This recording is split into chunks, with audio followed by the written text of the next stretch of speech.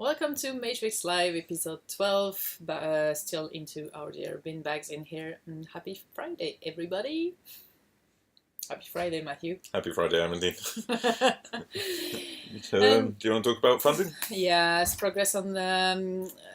we're progressing on resolving the funding crisis. We're not there yet, but there are still interesting talks ongoing, and we're still up to hear from anyone who is happy to help us. And we have until the end of October, basically, to solve that. It's looking good. Touch wood.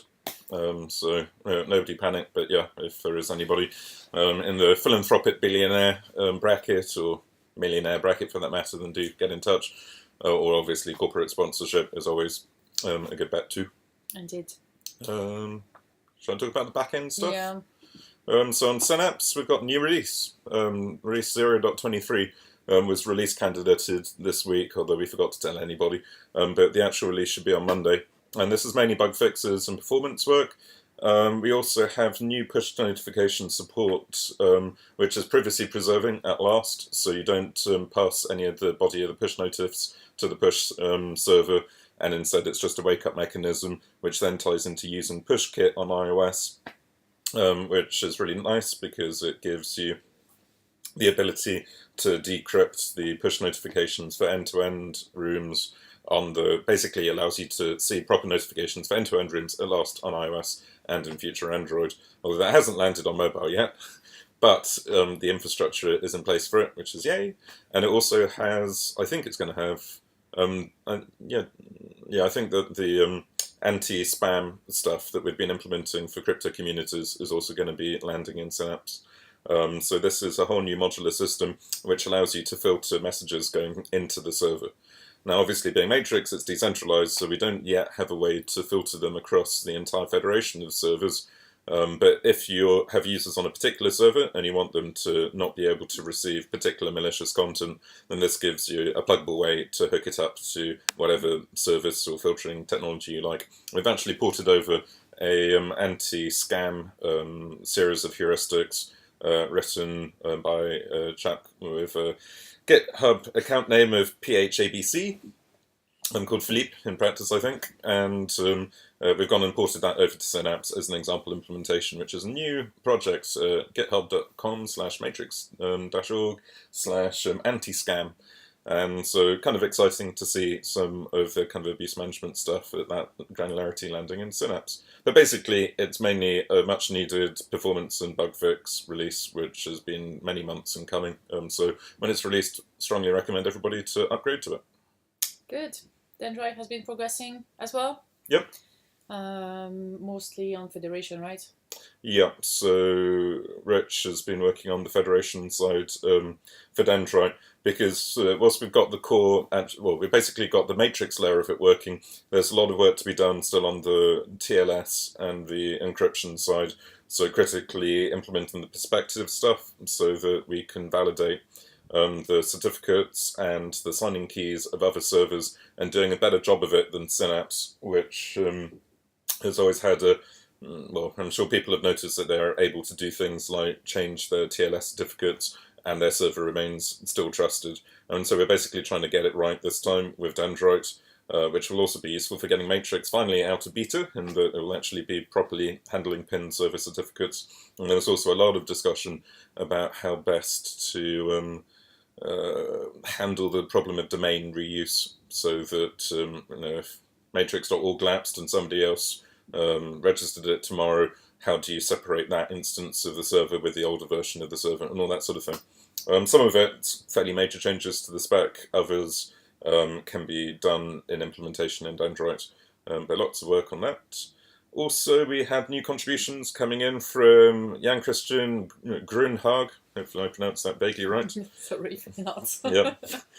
Who's one of our elliptic supporters on the Librem side of things, but has also started contributing code into Dendrite, starting with the versions API, and I think now moving on to filters, which is a huge, important thing, the ability to actually filter your sync responses, which Dendrite hadn't yet sprouted. So good luck on that, JC Gruenhage, and thank you very much for helping out. Indeed. On the client side, on the mobile, so folks have been dealing mostly with fixing the bugs brought by iOS 11. So the release should be out on Monday, I think, given we have been stuck by hardware problems on our server, but it should be solved today.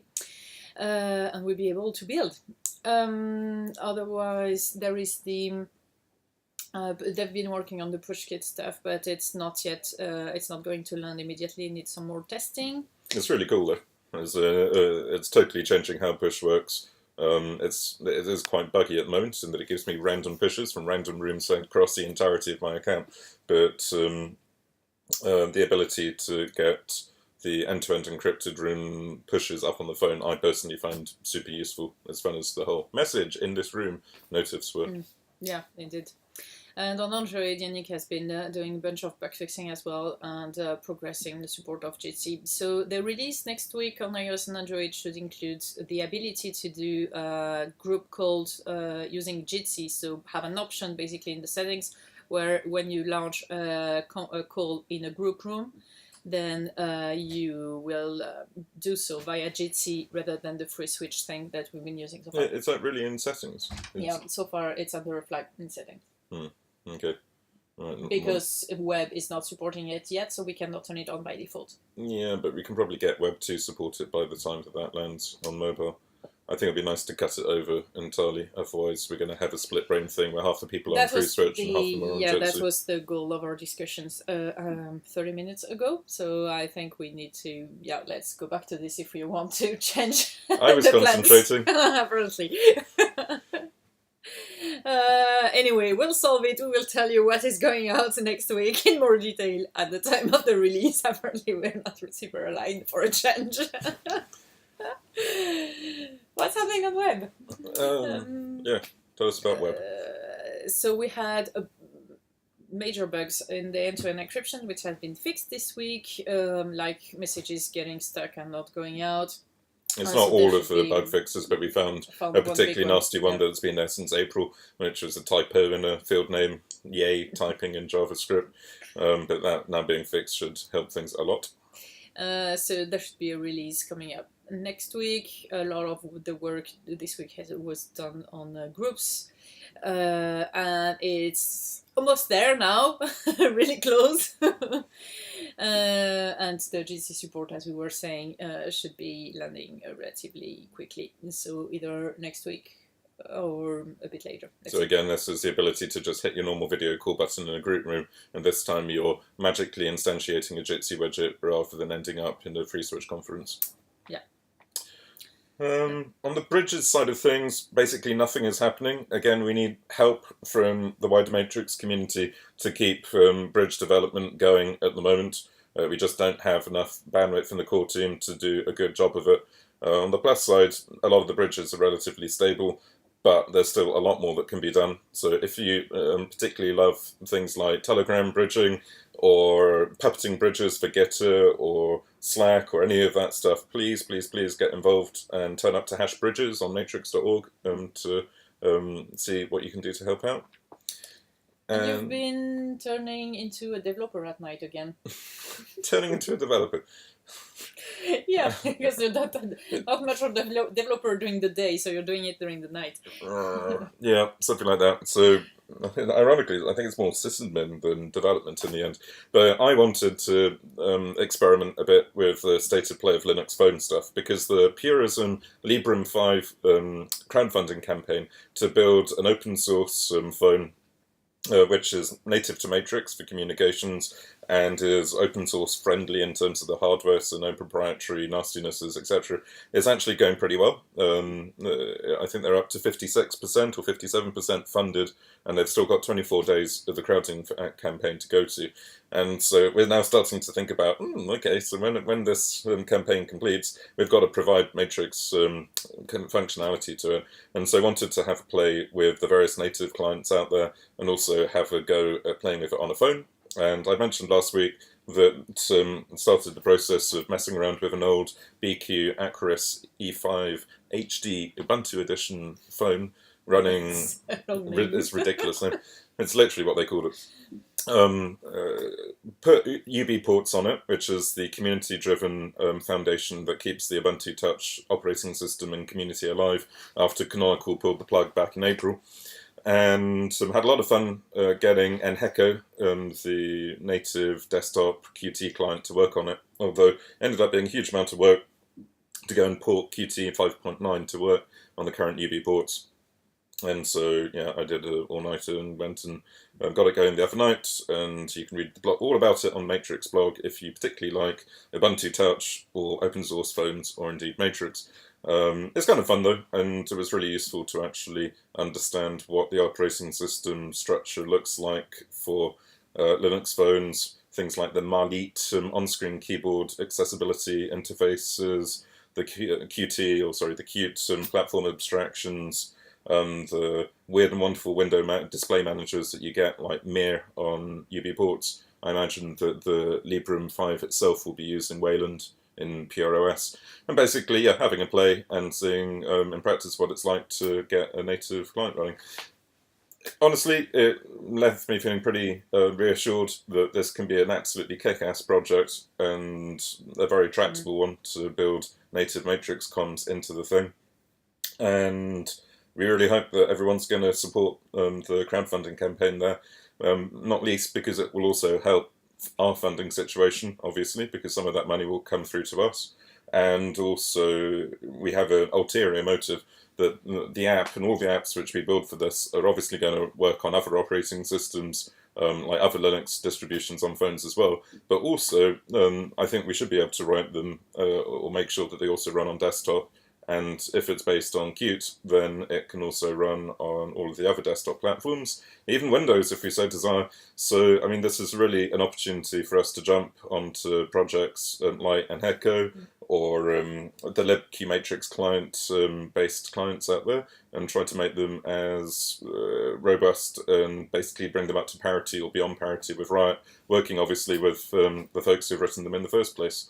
So hopefully we're going to find bandwidth and funding to do it, and it was fun to get a bit of a sneak peek of it. You forgot to take your phone with you so that you could show how it looks like. I thought of it, but people can just go and look on the Matrix blog page, and there are a bunch of lots of screenshots showing. Enheco. The one thing I didn't do was to actually do the software development bit of actually changing Enheco to look good on a small screen, which is basically just boosting the font size, bigger buttons. Making the window shrink so that when the keyboard comes up, the keyboard doesn't overlay it, and then splitting the left panel off from the main window so that you have two separate screens. Although Mujex, who writes on Enheco, pointed out that this is desirable even on desktop, because if you go and like shrink the screen down small enough, it's really nice if it basically starts behaving like a phone app. And you have the two screens, and you go and swipe between them, which is how Telegram does it, for instance, on desktop. And so that's the sort of thing which would need to be done. I'm not going to have time to do it myself, otherwise Amandine will kill me, because I'm obviously meant to be working on funding crises and generally trying to organise everything rather than playing with Linux phones at 4 o'clock in the morning. But hopefully other folks will have a play with it, and if and when the Librem 5 gets funded, we can actually play with it properly rather than doing it out of hours. Yeah, would be great. And so don't hesitate to have a look at the Purism website and the campaign itself. Indeed. Is there anything else going on? I think we've gone through everything. Again, I've got a nagging feeling that it may just be sleep deprivation, that we're forgetting something exciting and or critical, but no. No, I think that's it. Cool. Thank you for watching. Yeah, thanks for supporting us. Oh yeah, that was it. I remembered. It would be useful to get feedback on whether these videos are still useful. We've seen the viewing figures have dropped off quite a lot in the last couple of weeks. I don't know whether it's because we're getting boring, or we're saying the same thing, or Groups hasn't landed yet, or what it is. So feedback is very, very welcome as to how we can make this more useful, or if we should be spending our time doing something more useful. So let us know. But either way, thanks for watching this, and we'll speak to you soon. Bye-bye. Have a good weekend.